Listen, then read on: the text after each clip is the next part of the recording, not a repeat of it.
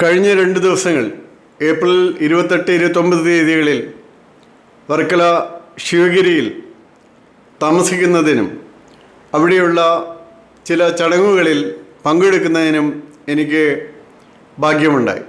അവിടെ വളരെ ശാന്തമായ അന്തരീക്ഷത്തിൽ മഹാസമാധിയിൽ പ്രാർത്ഥിക്കുന്നതിനും അതുപോലെ ശാരദാമഠത്തിലൊക്കെ പ്രാർത്ഥിക്കുന്നതിനും അതുപോലെ അവിടുത്തെ ആ ശാന്തതയിൽ നടക്കുന്നതിനും ഗുരുദേവൻ്റെ പാദസ്പർശമേറ്റ മണ്ണിൽ കുറേയധികം സമയം ചെലവഴിക്കുന്നതിനും സാധിച്ചു.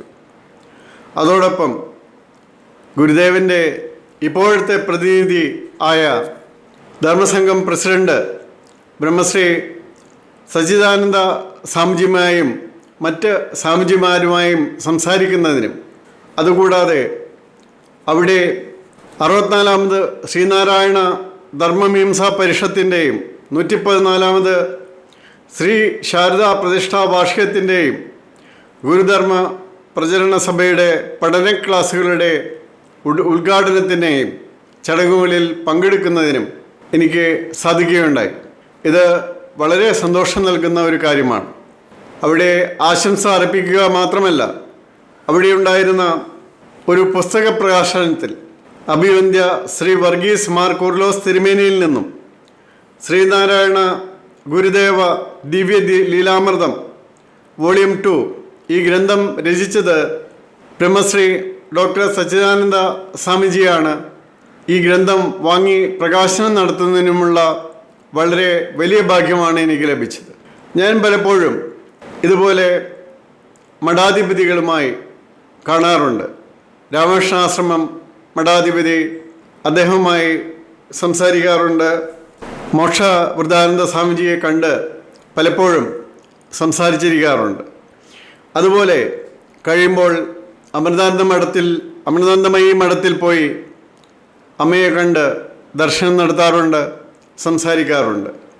ഇതെല്ലാം നമ്മളുടെ ആത്മീയവും അതുപോലെ നമ്മൾക്ക് ഭൗതികമായ നിർദ്ദേശങ്ങളും നൽകുന്നതിന് പര്യാപ്തമായ ഘട്ടങ്ങളാണ്.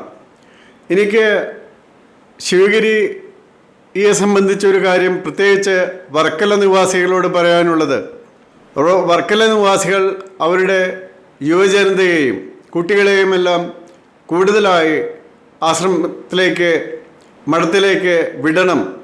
അവിടെ വിട്ട് ഗുരുദേവൻ്റെ കാര്യങ്ങളെക്കുറിച്ച് അവരെ കൂടുതൽ അറിവുള്ളവരാക്കണം.